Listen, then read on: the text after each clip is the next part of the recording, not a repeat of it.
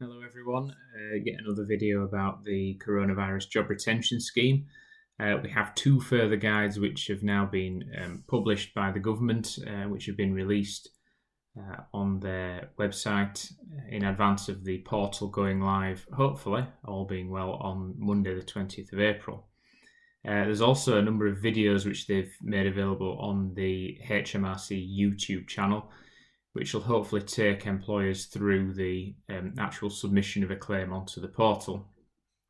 So the first guide will show you how to calculate 80% of an employee's wages under the scheme. And according to the guide, a calculator will be available on the website from Monday the 20th of April. It's not there yet and we don't know how useful it will be, but it will be there in a few days apparently. Now, the guide does contain a list of regular payments which are included in the calculation of pay, although the wording is inconsistent with that set out in the direction given by the Treasury Department to HMRC recently. So they are the rules that HMRC will need to follow when calculating a claim and whether it's genuine or not. It's particularly unclear whether contractual commission and overtime can be included, as there is now reference to non-discretionary payments in the latest government guidance. This is entirely different wording to that we've seen in the direction and in the previous guidance that the government themselves have published. So as an employer, you may well err on the side of caution and decide not to include commission or overtime payments in the claim. Now, importantly, within this guide, we finally have clarification on holiday pay. Employees do continue to accrue leave through furlough, as we've always expected. Employees can take holiday during furlough without breaking the furlough period, and the grant can be applied to periods of leave, including bank holidays, two of which we've had over the past week. Now, employees must be paid at normal holiday pay rates, which is now based on average earnings under the working time regs. So you as the employer will have to top up any payment yourselves on a day taken as annual leave, but you will be able to claim the grant towards this. Now, strangely, the guidance does say that this position will be kept under review. Not sure whether it can be amended in the future if, for example, employees are being required by a number of companies to take the majority of their leave during this time.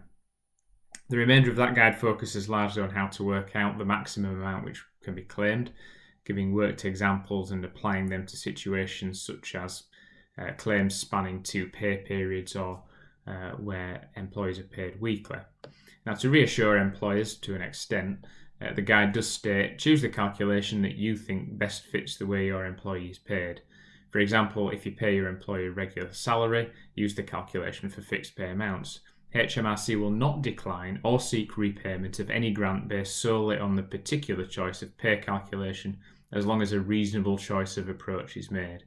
Now, given the various revisions to the guidance we've had, the direction which has been issued to HMRC and this guide itself, all differing to some extent in the wording, I would hope that by that paragraph, the government and HMRC mean that there will be some discretion exercised and some flexibility, as long as employers haven't gone out to try and abuse the scheme entirely in making that calculation.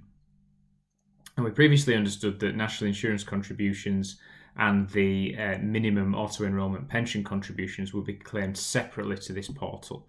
The guide now confirms that these will be claimed in the same way through that portal, and a number of further worked examples are given.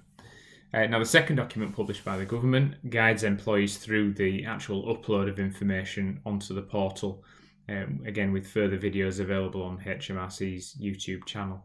As per previous advice, and again fingers crossed, the document states that funds will be received 6 working days after submission of a claim. I will put the links to those documents onto LinkedIn and also uploaded to our website as well.